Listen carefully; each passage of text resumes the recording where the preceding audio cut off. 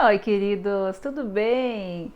Ó, sei que eu tô aqui, né, longe, mas tô sempre perto de vocês, vendo os e-mails, vendo todas as dúvidas que são praticamente as mesmas, porque já que eu me denomino, não, me identifico como a mulher anti-farinha, vocês sabem, eu sempre recebo e-mails perguntando assim, Tatina, mas o que que é farinha e o que que não é farinha? Eu que estudo isso acho simples, mas eu sei que é muito complicado porque as informações estão cada dia mais cruzadas. Então vamos lá. O que que é farinha? Né? Quando eu digo assim, reduz a farinha, come uma vez por dia, eu estou falando de farinha, de tudo que vem de carboidrato, de tudo que fornece energia, basicamente. Como por exemplo, farinha de tapioca veio da onde? Da tapioca quer dizer, tapioca veio da mandioca, né, do aipim, aquilo foi seco, foi transformado em pozinho, enfim, aquilo é puro carboidrato.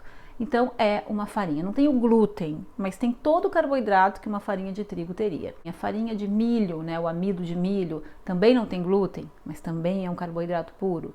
Aveia, quando a aveia é em flocos, ela tem mais fibras, mas ela também tem carboidrato, ela é melhor, mas ela também libera insulina, que é o grande problema. Quando a gente libera muita insulina, a gordura abdominal aumenta, a banha, e a gente fica bravo, fica frustrado, que a barriga não diminui.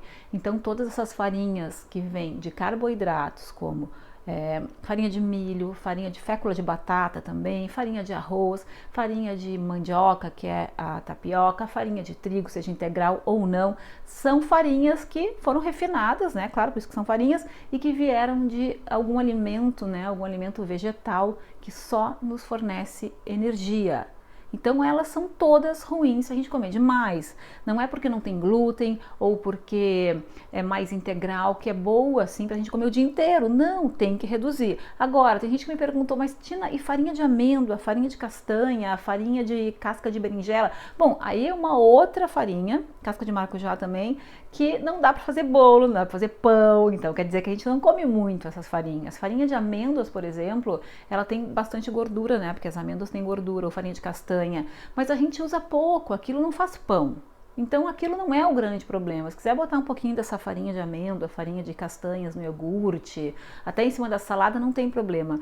Mas com essas farinhas que não são de alimentos ricos em carboidratos, a gente não vai comer demais, então não são esses os problemas. Continuamos com o mesmo problema, que é farinha de tapioca, né? A tapioca, farinha de mandioca, a do trigo, a da batata, a da aveia, quando é farinha de aveia. Agora, tem uma diferença: farinha de aveia é uma coisa, farelo de aveia é outra. O farelo de aveia é aquela parte que da fibra da aveia. Então imagine o grão da aveia, né? O bonitinho assim, o grãozinho, e aí aquela fibra que está em volta, que é tirada quando se faz a farinha, é aquilo que foi separado e é vendido como farelo. Então isso não tem muito aumento de insulina. Isso é muito bom.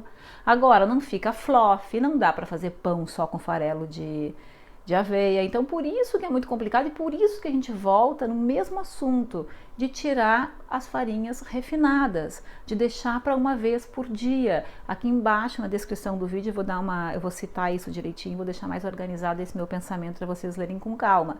Mas de qualquer maneira, pensem nisso, chegando no final do ano, aquela comilança, todo mundo engorda, é um horror quando chega janeiro, todo mundo triste, que engordou, que a carroça não fecha, que tem que fazer regime.